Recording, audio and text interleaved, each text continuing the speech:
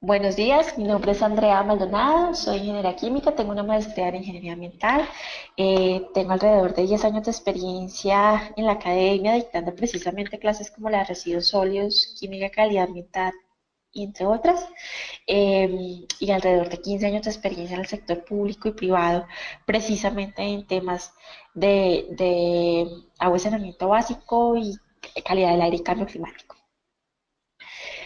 Para esta sección vamos a hablar un poco del coprocesamiento como una de las actividades de valoración energética de los residuos sólidos. En esta línea vamos a retomar un poco nuestra pirámide de la gestión de residuos y y vamos a mirar en dónde estamos ubicados. Recordemos que siempre en nuestra pirámide está la prevención y la minimización, esto ya lo han visto con otros expositores en otros momentos del curso. Posteriormente viene todo el tema de reuso y reciclaje, el tratamiento, la valorización y la disposición final. Dentro del tratamiento y la valorización hay varios tratamientos que se pueden hacer, como el compostaje, el tratamiento mecánico biológico o MBT, conocido por sus siglas en inglés, el coprocesamiento, los combustibles derivados de los residuos, RDF, el Waste to Energy, que es precisamente actividades como la pirólisis o la gasificación por plasma. Y dentro de la exposición final, aquí vamos a tener la incineración y la coincineración y todo lo que tiene que ver con rellenos sanitarios. Si nosotros entramos a evaluar, a mirar, a darle un zoom a ese concepto de valorización energética, casi que se me va a cruzar un poco entre lo que es algunas actividades, si miramos, perdón, todo lo que tiene que ver con el tratamiento y valorización, y lo ampliamos, vamos a ver que tenemos, o podemos clasificarlo entre composición y digestión anaerobia, con los diferentes procesos mecánicos que es reuso, reciclaje, básicamente procesos mecánicos, compostaje y digestión anaerobia. Aquí puedo tener una mezcla de algunos procesos mecánicos con algunos procesos biológicos, como el tratamiento mecánico biológico. Cuando hablamos de la digestión anaerobia, estamos hablando de los biodigestores. Y si hablamos de los biodigestores, esto nos sacan un gas, un biogás que puede ser aprovechado energéticamente, por lo cual acá tengo una traza con actividades propias de valorización energética como el coprocesamiento. Y aquí está una disposición final en rellenos sanitarios con recuperación de biogás, donde nuevamente el biogás puedo hacerlo, utilizarlo como combustible, por ende tengo aquí una pequeña traza, un traslapo con valoración energética. Y ya la disposición final en rellenos sanitarios, incluso yo acá puedo ver más abajo incineración y coincineración.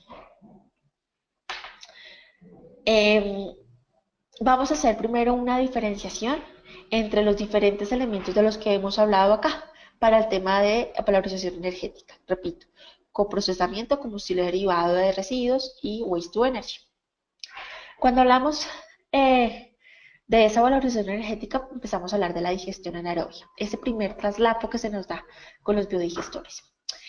Cuando tenemos esos biodigestores, tenemos unos microorganismos, usualmente anaerobios, es decir, que no requieren oxígeno para poder degradar esa materia orgánica, y esos microorganismos generan o expelen metano y dióxido de carbono. Y esto es lo que se compone, se llama biogás y tiene o se puede usar energéticamente. Tiene un uso directo, usualmente se utiliza mucho en fincas y se hace un uso directo, a veces el calentamiento dentro de algunos digestores.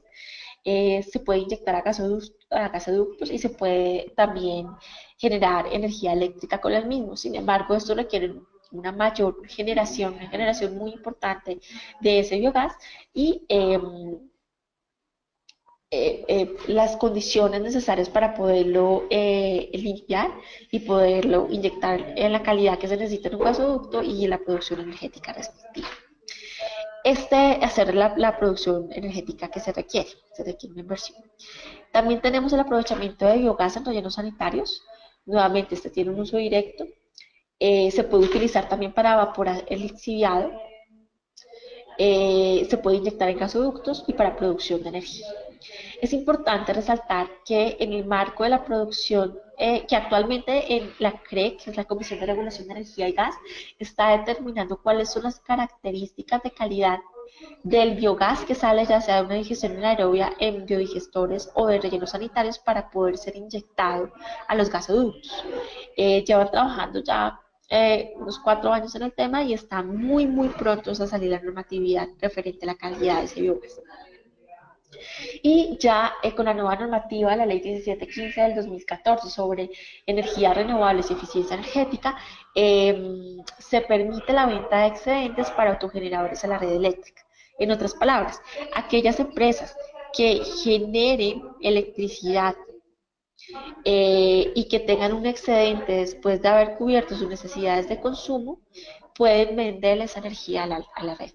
Con el biogás que sale en los rellenos sanitarios puede hacerse este tipo de acciones y ya el marco normativo desde el sector energía lo está permitiendo.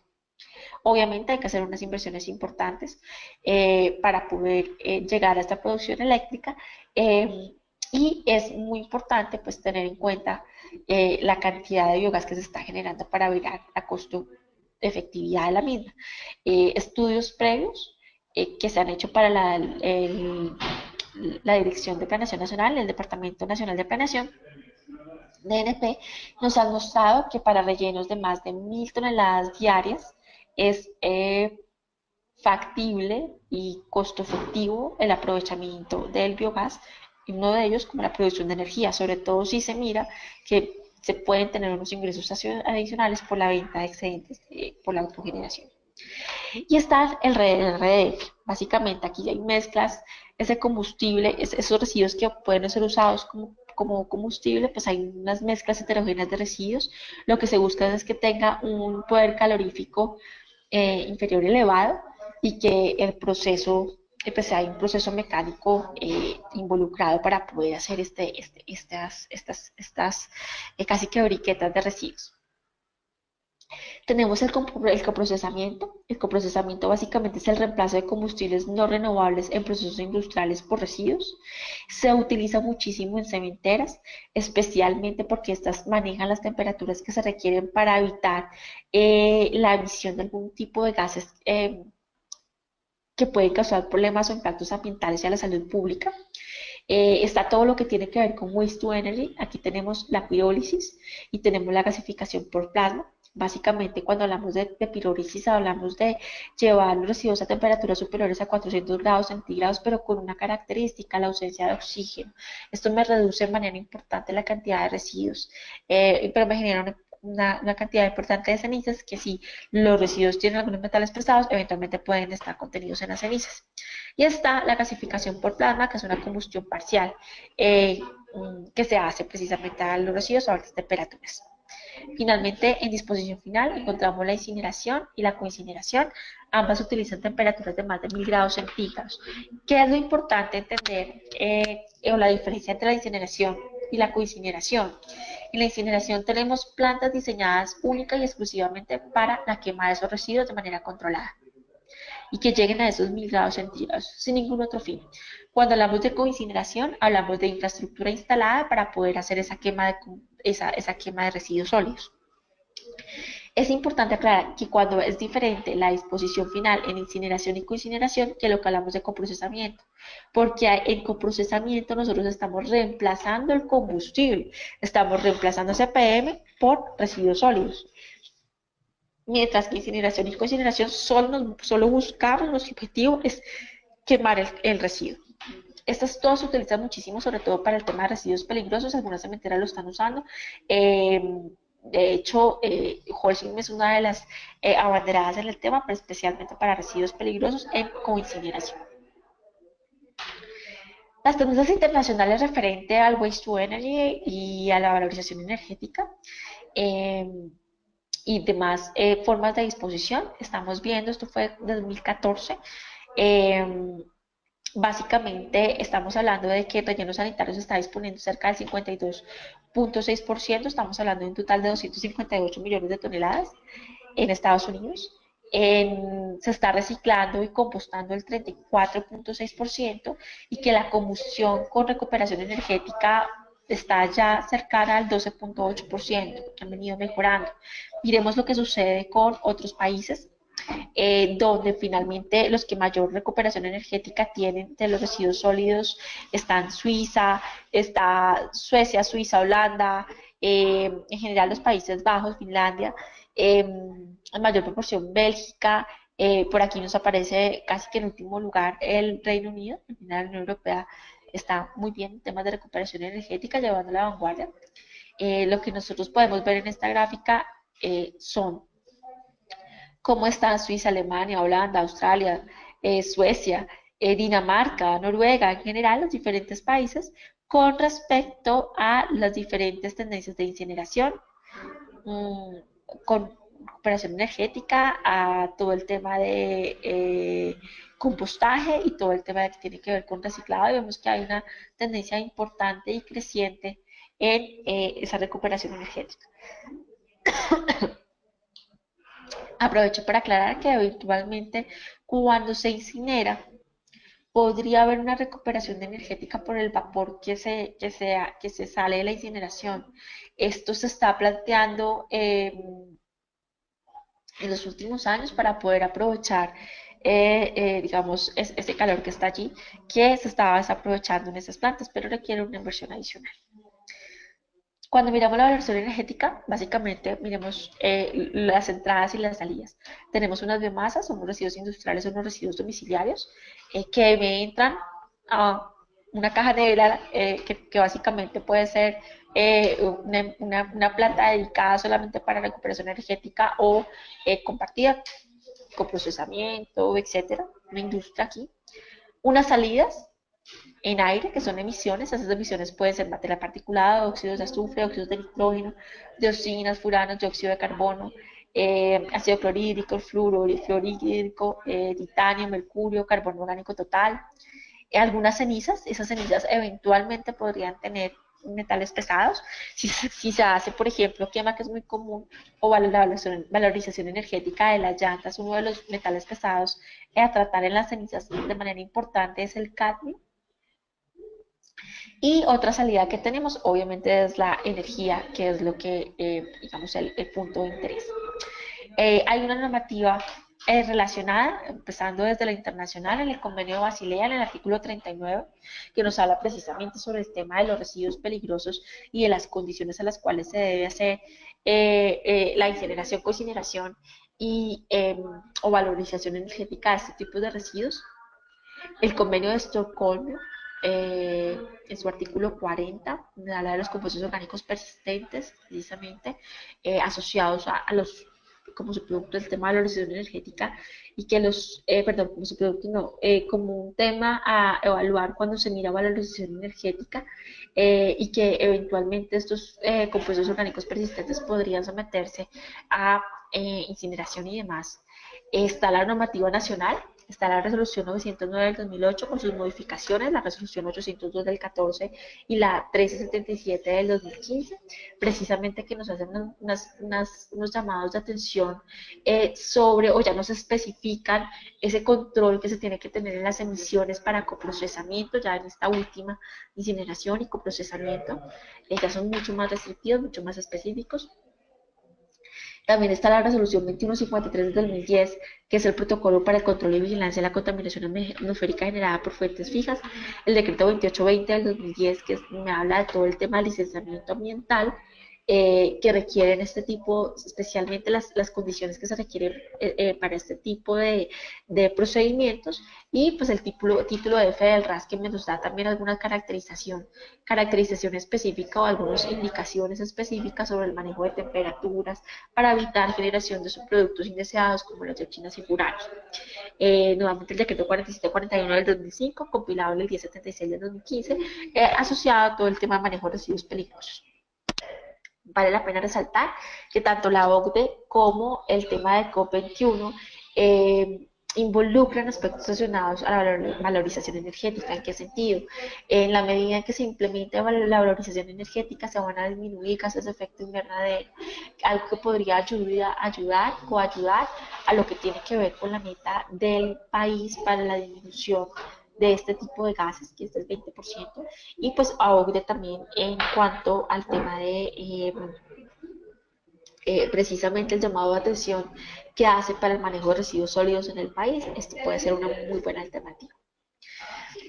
Si miramos el tema del licenciamiento ambiental, en el que me voy a centrar en este momento, le repito, es el decreto 2820 del 2010, tiene el artículo 8 y pues, en el que específicamente se habla sobre la competencia del ministerio para otorgar o negar eh, esa licencia ambiental.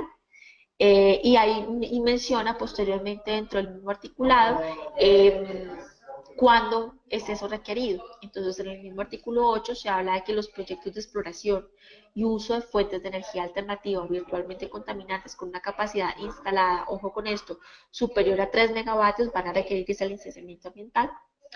Posteriormente, en el mismo artículo, en el numeral 12, nos habla de que la construcción y operación de las plantas cuyo objeto sea el aprovechamiento y valorización de residuos sólidos orgánicos biodegradables mayores o iguales a 20.000 toneladas al año, pues van a requerir ese licenciamiento ambiental con todo lo que esto implica.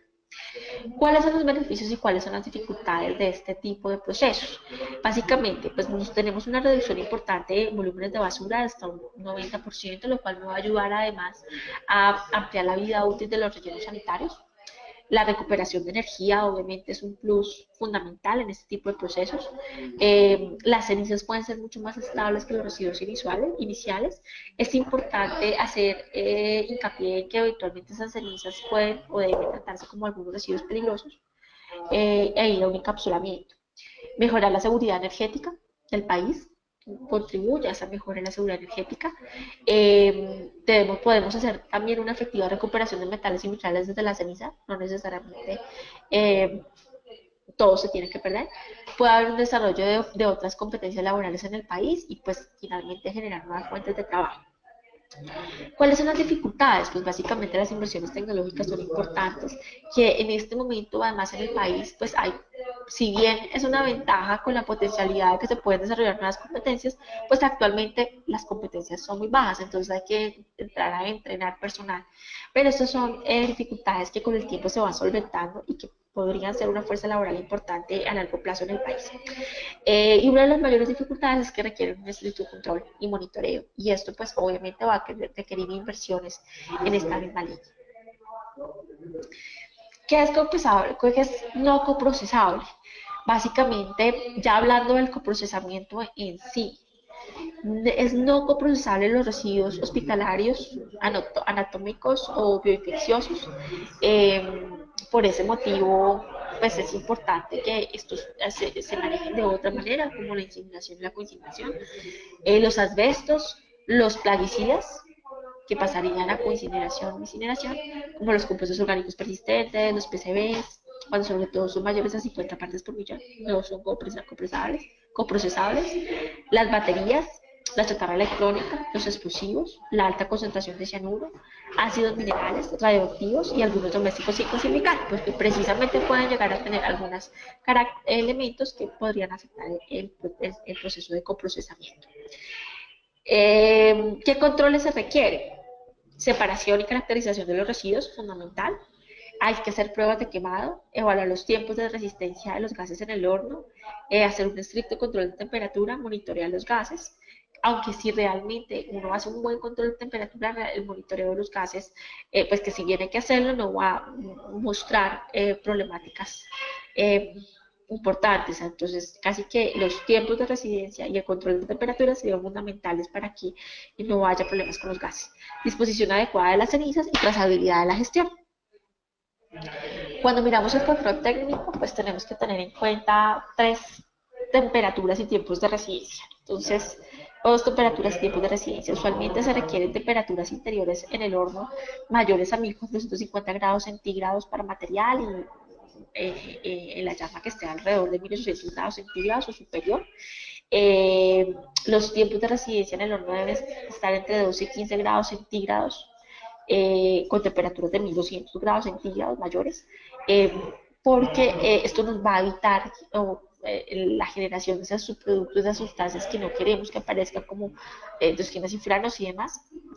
Al igual que en este caso puntualmente los tiempos de residencia en el precalcinador, que deben ser entre 2 y 6 grados centígrados y 800 grados centígrados, 2 y 6 segundos y 800 grados centígrados. Lo que ustedes pueden ver aquí es la resolución 377 del 2015, que es precisamente el protocolo para el control y vigilancia de la contaminación atmosférica generada por fuentes fijas. Y aquí las tablas que se les está presentando está mostrando las características para el aprovechamiento energético de residuos o desechos no peligrosos, muy específico para el tema de coprocesamiento. Entonces hay unos estándares de los contaminantes lo máximo permitible o los estándares admisibles en emisión. Importante llamar la atención sobre lo que tiene que ver con toxinas y furanos, 0.1 miligramos por metro cúbico, esto es parte por millón, esto es muy pequeño, una concentración muy baja. También nos muestra las frecuencias de monitoreo de los contaminantes. Entonces vemos que contaminantes típicos de calidad del aire que ya habíamos hablado con anterioridad, materia particulada, dióxido de azufre, óxidos de nitrógeno y monóxido de carbono, pues se deben realizar monitoreos continuos con toma permanente durante la operación, registro de datos máximo cada 5 minutos. Los hidrocarburos, algunos metales, algunos gases de efecto invernadero como el metano, tienen que hacerse una medición directa cada 6 meses y si hay alguna sumatoria de metales y otro tipo de compuestos, pues habría que entrar a evaluarse precisamente dentro de esos cada 6 meses. Eso es para el monitoreo de contaminantes en las instalaciones de los residuos, de incineración de residuos. También tenemos una asociada para la frecuencia de monitoreo de dioxinas y furanos en las instalaciones donde se usa tratamiento térmico, como unos cementeros que realizan coprocesamiento. Entonces aquí se habla de una medición anual, monitoreo anual. Buenas prácticas de sostenibilidad y seguridad para poder hacer estas actividades de coprocesamiento. El exceso de oxígeno antes y después de la combustión, y después de la combustión, la neutralización de gases ácidos por la cal activa, destrucción de compuestos orgánicos es una de las cosas que pasan. Las trazas de metales pesados se integran al clínker y por ende pues no generaría mayor problemática en el manejo y pues no genera subproductos. Usualmente los rangos de inversión están entre los 5 y los 20 millones de dólares para actividades de coprocesamiento o para hacer el ajuste en una actividad de coprocesamiento. En el preproceso puede que eventualmente se requiera hacer alguna inversión importante en el proceso y para el monitoreo y control de los gases. Que nos, digamos, una de las principales ventajas, como ya lo había dicho, de todo el tema de valorización energética, es precisamente que nos ayudaría o nos contribuiría en la meta de la reducción de emisiones del país, que en este momento es del 20% con respecto al escenario tendencial 2010. Para el 2030 tendremos que haber reducido nuestro 20%. Y allí el sector de residuos sólidos tiene una contribución importante. Usualmente el sector de residuos sólidos tiene un aporte cercano en este momento estamos alrededor del 8% en general, pero si miramos solamente el tema de residuos sólidos, quitando aguas residuales, estamos alrededor del 5%. Esta tendencia ha sido creciente desde el 1990 hasta el 2000, en la actualidad, y presenta una tendencia creciente a futuro, donde la mayor cantidad de residuos de gases de efecto invernadero producida por los residuos son el metano y el dióxido de carbono, y el óxido de los óxidos de nitrógeno, que esto está asociado un poco más a aguas residuales. Pero en residuos sólidos está el metano y el dióxido de carbono. El gobierno nacional ha generado un plan de acción sectorial de mitigación de gases de efecto invernadero. Tiene 2 líneas importantes, este lo vemos acá. Tiene 4 líneas, una estructural de instrumentos normativos para el desarrollo de la actividad de aprovechamiento, el fortalecimiento de la gestión integral de los residuos y fomentar el aprovechamiento de residuos sólidos. Está también la recopilación de indicadores. En la línea 1 y en línea 3, en la línea 1 digamos que nos ha dado toda la normativa habilitante para poder hacer, por ejemplo, actividades de aprovechamiento y tratamiento energético, valorización energética. Ya la línea entiendo que están trabajando actualmente en el tema del RAS y en la modificación del 838 para terminar de completar el paquete normativo. Y hay una línea de acción 3 que es precisamente para fomentar la inversión de capital público y privado en esas actividades de aprovechamiento y tratamiento de residuos sólidos. Otros elementos habilitantes en toda esta línea es la Ley 1715 del 2014, que precisamente regula la integración de energías renovables no convencionales al sistema energético. Es importante aclarar que dentro de las fuentes no convencionales de energía pues está la nuclear y otras fuentes de energía no convencionales. Y en esas fuentes de energía no convencionales eh, tenemos precisamente las fuentes no convencionales de energía renovable, que son la eólica, la geotérmica, la solar, la biomasa y pequeñas centrales hidroeléctricas y la mareomotriz, siendo la biomasa la de nuestro interés en el marco de residuos sólidos. Entonces, digamos que el objetivo de la ley 1715 ya está dando una línea para poder fomentar este tipo de energías. Eh, las quiere promover, quiere hacer una integración del mercado eléctrico, una participación en zonas no interconectadas, hay otros usos energéticos, también está promoviendo la eficiencia energética. Y el impacto, pues, ¿cuál va a ser? También va a ser el desarrollo sostenible, la reducción de gases de efecto invernadero y una seguridad en el abastecimiento energético. En esa línea, básicamente, viabiliza la venta de excedentes por autogeneradores, ya sea por la cogeneración, que es la producción combinada de energía eléctrica y energía térmica, el excedente de energía, que es el que realmente le importa al sector, que es la energía sobrante una vez cubiertas las necesidades de consumo propias, producto de una actividad de autogeneración o cogeneración, y ya vienen otras como la autogeneración, la cogeneración a gran escala y la pequeña escala, que son propias del sector energético. Pero realmente la que le interesa al sector es esta, la excedente de energía, la cual pues ya está regulada en un decreto posterior, que están los 2469 del 2014, la 045 del 2016, la resolución de la CREC 024 del 2015, que nos habla sobre las condiciones de conexión y medida, las condiciones de respaldo y suministro energético, la resolución 281 del 2015 de la UMI, donde nos habla de los límites de autogeneración a pequeña escala. Un megavatio corresponde realmente a la capacidad instalada de generación del autogenerador. Y la CREC pues está definiendo, o de hecho creo que ya definió las reglas para este segmento, que se presentará en la resolución 107 del 98. Y está las fuentes no convencionales de energía en zonas no interconectadas, el decreto 1523 de 2015, que no aplicaría tanto para el sector de residuos sólidos. Dentro de los proyectos normativos actuales, bueno, vale la pena resaltar, perdón, me salto un momento, vale la pena resaltar que dentro de los proyectos normativos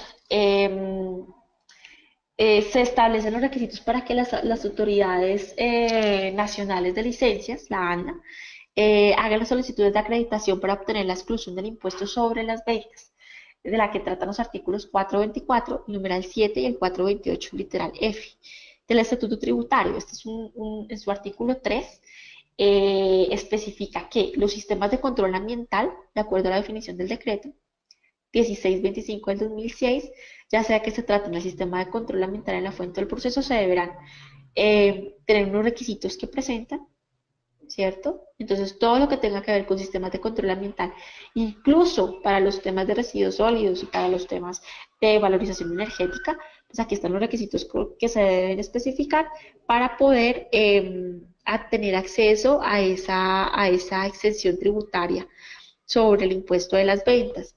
También está el sistema de monitoreo ambiental. Este es el control ambiental y está todo lo referente al sistema de monitoreo ambiental, cuando se hacen sobre recursos naturales renovables, variables o parámetros ambientales, vertimientos, residuos o emisiones. Miren que aquí nuevamente en los sistemas de control ambiental están volúmenes de residuos líquidos, emisiones atmosféricas o residuos sólidos. Equipos, elementos y maquinaria destinados a proyectos, programas, actividades y reducción del consumo de energía o eficiencia energética. Entonces vemos que tributariamente se está trabajando sobre los temas de reducción sobre el impuesto de la venta o exclusión del impuesto de la venta. Esta normatividad este proyecto normativo no ha salido, estuvo en consulta pública hasta el 8 de agosto, hasta el 12 de agosto, y se espera que prontamente salga a la luz pública. Esto en cuanto a los proyectos normativos. Esperamos que prontamente esta normatividad salga en cuanto a la exclusión del impuesto del IVA. En cuanto a los proyectos normativos que también se están manejando, estos adoptan las metas ambientales y otras disposiciones, y está El tema dentro del marco industrial, las medidas de eficiencia energética en combustibles sólidos para calor directo e indirecto y metas de ahorro de energía del 2000 al 2022, la meta de ahorro de energía. En cuanto a los incentivos a la inversión de los proyectos de las fuentes no convencionales de energía, es importante resaltar el decreto 2143 del 2015. Este nos habla de la deducción a la renta. Eh, en su artículo 11, que nos habla de que todo lo que es inversión para producción y utilización de energía a partir de fuentes no convencionales de energía, como los residuos sólidos y la gestión eficiente de energía, pues van a tener hasta un periodo no mayor de 5 años. En un periodo no mayor de 5 años es el 50% del valor total de la inversión realizada. El valor a deducir por este concepto en ningún caso podrá ser superior al 50% de la renta líquida al contribuyente. Este mismo decreto nos habla de la exclusión de IVA como otro de los incentivos en su artículo 12. Lo mismo, es exclusión de IVA para los equipos y elementos, maquinaria y servicios nacionales importados que se destinan a la preinversión e inversión para la producción y utilización de energía de las fuentes no convencionales de energía. La UME está haciendo la elaboración de lista de bienes que precisamente va a salir en el proyecto normativo que les mencionaba con anterioridad. También se encuentra todo el tema de la excepción de pagos de los derechos arancelarios en su artículo 13, nuevamente para todo lo que tiene que ver con obras de centrales de generación de energía eléctrica, todo lo que tiene que ver con equipos, materiales, etc. Obviamente se requiere una licencia ambiental y pues las certificaciones de la UME para poderla otorgar. Esta generación a partir de energías no convencionales va a gozar de un régimen de depreciación también acelerada en maquinarias, equipos y obras civiles y va tanto para la preinversión, inversión como operación hasta un 20% anual. Entonces, son artículos interesantes que podrían generar o incentivar la inversión en energías no convencionales, siendo la biomasa y los residuos una de ellas. Aparece adicionalmente todo el tema de la resolución UME 045 del 2016, donde nos habla de cuáles son los procedimientos para solicitar los incentivos al fondo no convencional, para las energías no convencionales, y la resolución UME 143 del 2016, la UME es la Unidad de Planeación Microenergética, que nos habla de los registros de proyectos eólicos, solares, geotérmicos, de biomasa y proyectos no eléctricos. En Colombia se está moviendo el tema básicamente con Holcim en su filial de hace 10 años de coprocesamiento. Ellos están manejando todo lo que tiene que ver con residuos peligrosos, aceites usados y eléctricos, grasas, lubricantes, sectores agroquímicos, cenizas, lodos provenientes de procesos industriales, tierras, envases plásticos, textiles, el sector de alimentos, la industria química, el petroquímico, el petrolero, farmacéutico, cosmético y sector eléctrico. Argos está muy especializado y muy enfocado en los temas de llantas. De hecho, ha hecho una inversión importante de 5 billones de dólares en una planta cerca de Antioquia, una segunda planta cerca de Antioquia, para el tema de manejo de llantas con una capacidad alrededor, o pueden manejar alrededor de 75.000 llantas. Está Cemex, que está muy especializado, muy enfocado en el tema de la biomasa, cascarilla de arroz, café, lodos de petar y pues potencialmente aceite y otros. Estarían pendientes un poco de lo que pasa con los temas regulatorios en general para poder ver mayores incentivos y poder fomentar las prácticas de coprocesamiento en la industria. En casos internacionales, pues básicamente tenemos lo que ha pasado en Estados Unidos, China y Reino Unido, donde hay instalaciones importantes de coprocesamiento y de waste to energy en general, básicamente se está manejando alrededor de entre el 60 y el 70% de los residuos producidos en algunos estados, en este caso de Estados Unidos, por estas prácticas, y en lo mismo en Reino Unido, China y Corea. Para el aprovechamiento de biogás en rellenos sanitarios, vamos a hablar un poco de la composición del biogás que sale de los mismos, que básicamente es metano y dióxido de carbono, en una proporción del 60-40, siendo el metano el que mayor potencial efecto invernadero tiene. También hay trazas de compuestos volátiles orgánicos sin metano. El poder calorífico es alrededor de 506 BTU-pies cúbicos y tiene un contenido de humedad importante, fuente saturada. Es importante recordar que para la generación alrededor de 1 megavatio se requieren 5.13 o más de 5.13 metros cúbicos por hora. Al biogás, para poder usar hay que darle un tratamiento Entonces, si le voy a dar un uso directo, pues tengo que hacer una remoción del condensado, pero eventualmente si yo ya voy a hacer una inyección a gasoducto, pues tengo que hacer un tratamiento primario, como que es básicamente remover dióxido de carbono y compuestos orgánicos volátiles, un tratamiento secundario para remover silosanos y azufre y remoción de dióxido de carbono y compuestos orgánicos volátiles, y si voy a ir hacia electricidad, pues tengo que hacer el primario nuevamente y el secundario. Mm, y estar muy pendiente del tema de aguas y humedales. Este es un paso muy conciso sobre todo el tema de valorización energética. Eh, Vamos a colocar algunos artículos que pueden ampliar la información sobre el mismo y sobre los proyectos que se han venido desarrollando en el país alrededor del tema. Muchas gracias.